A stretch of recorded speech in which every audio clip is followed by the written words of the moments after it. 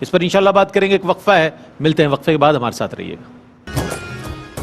ناظرین آپ کا خیر مقدم ہے. عقیدہ آخرت اور اس کے تقاضے, ہم اس پر بات کر رہے ہیں. ہمارے تینوں شناخواں عزیر عزیزی اور ماشاءاللہ ثقلین رشید, دانیال شیخ, السلام. آج تاخیر سے سلام ہو رہا ہے. السلام علیکم ورحمۃ اللہ. آپ لوگ پہلے سے بیٹھے تھے, لیکن ظاہر ہے ٹرانسمیشن کافی دیر سے چل رہی ہے, اب آپ کے ساتھ ہیں.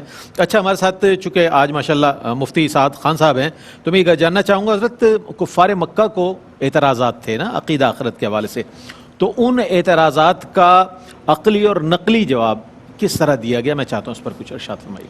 اعوذ باللہ من الشیطان الرجیم, بسم اللہ الرحمن الرحیم.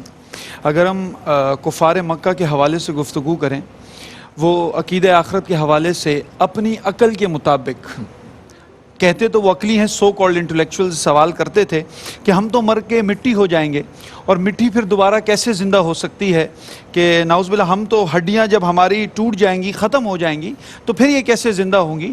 تو اللہ رب العزت فرماتے ہیں کہ جس نے تمہیں تخلیق فرمایا, جس نے تمہیں پہلے تخلیق فرمایا, وہ تمہیں بعد میں بھی تخلیق فرما سکتا ہے. اور ہمیشہ ایک بات یاد رکھیے کہ اس دنیا میں جو بھی ہے وہ ڈسکوری ہے. اگر جو بھی اس دنیا میں جو چیز تخلیق ہوئی ہے اس کا خالق صرف اللہ رب العزت ہے, وہ کریٹر ہیں. باقی جو بھی ہم کر رہے ہیں وہ صرف ڈسکوریز ہیں. اچھا, پھر اگر کوئی فطرت سلیمہ پر ہو اور اگر اس کی عقل صحیح طرح کام کرے تو وہ عقیدہ آخرت کو ضرور مانے گا, اس سے انکار نہیں کر سکتا. جیسے ایک عام انسان یہ سوچے کہ میں جو بھی خیر اور شر, اس کا حساب کتاب تو ہونا ہے. میں اگر کوئی بھی نیکی کا کام کر رہا ہوں, مجھے اس کے عوض بدلہ بھی چاہیے. اگر کوئی شر کا کام کر رہا ہے تو اس کے عوض اس کو بھی بدلہ ہونا چاہیے. جیسے میں آپ کو چھوٹی سی ایک مثال فرمائی.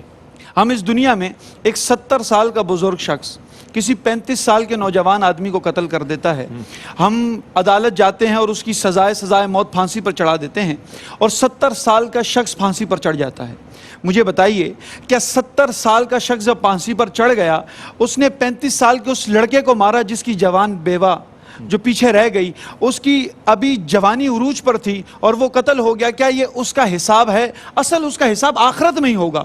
دنیاوی اعتبار سے جو اللہ رب العزت نے دنیاوی قوانین کے حساب سے اس کا حساب یہاں ہو گیا, لیکن اس کا جو اصل حساب ہوگا وہ روز محشر ہی ہوگا, جو بالکل اس کے ایکولنٹ ہوگا. تو اگر ہم فطرت سلیمہ پر کوئی شخص ہو, اگر وہ اصلی عقل رکھتا ہو, تو وہ روز قیامت پر ضرور یقین رکھے گا, کیونکہ اصل سزا اور جزا کا دن وہی ہے جب ہماری آنکھیں بند ہوں گی. اصل زندگی کا دن ہی وہی ہے, ہماری اصل زندگی وہاں سے شروع ہوتی ہے. اور وہ کیا خوبصورت کسی نے کہا کہ جب بند کی آنکھیں تو کھل گئی آنکھیں, جب بند کی آنکھیں تو کھل گئی آنکھیں, میں کیا بتاؤں مجھے پھر کیا کیا نظر آیا. اصل زندگی وہی ہے جس میں ہمیں معلوم ہوگا جب جنت جہنم دکھائی جائے گی اور ہمیں ریوارڈز ملیں گے جو چیز ہم اس دنیا میں کر کے آئے. واہ, موت کو سمجھے غافل اختتام زندگی ہے یہ شام زندگی صبح دوام زندگی. وہ جو زندگی ہے اس میں تمام جزا و سزا کے بعد کے معاملات